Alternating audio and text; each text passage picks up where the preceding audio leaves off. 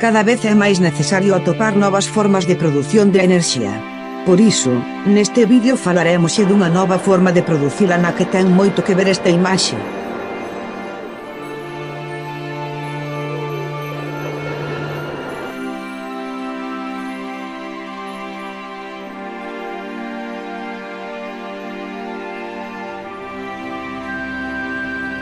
Cada vez son máis habituais as fontes de xeración de enerxía renovables que empregan o sol, o vento ou a auga.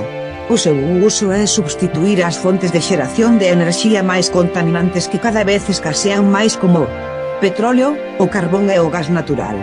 Por iso, cada vez estánse comezando a empregar novas fontes de xeración de enerxía renovables.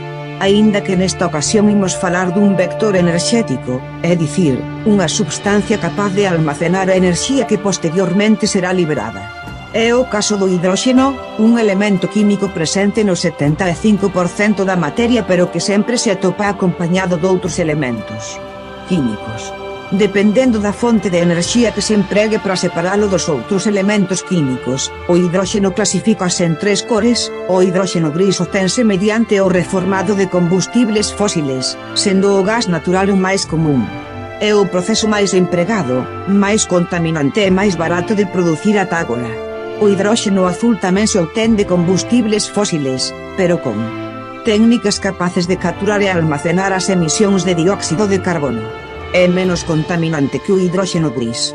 O hidróxeno verde é coñecido como o renovable, pois consíguese mediante a electrólise da auga.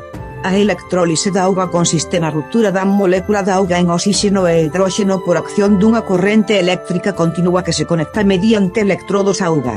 No caso do hidróxeno verde, a electrólise realízase con fontes de enerxía renovables. O mellor deste proceso é que o único residuo que queda é a auga que se produce na produción de enerxía.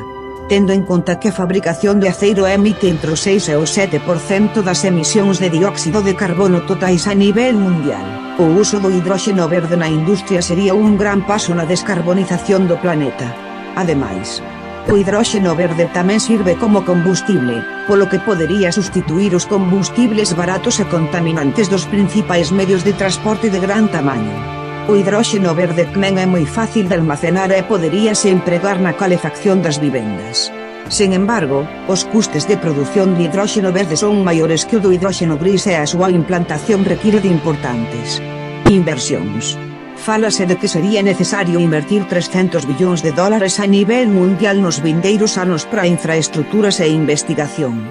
Pero segundo un informe de Bloomberg, cos suficientes políticas de apoio ao seu desarrollo, en 2050 a demanda de hidróxeno verde aumentaría ata os 700 millóns de toneladas, polo que se poderían obter grandes beneficios.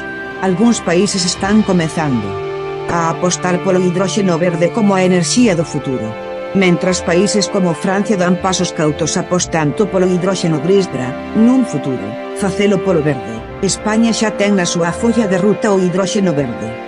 Deste xeito, agora estáse derruindo a central térmica de Meirama para que se construa ali unha fábrica de produción de hidróxeno verde. O emprego do hidróxeno verde xunto con outras fontes de xeración de enerxía de recente descubrimento como a fisión nuclear axudarán a descarbonizar o planeta e intentar parar os efectos do cambio climático.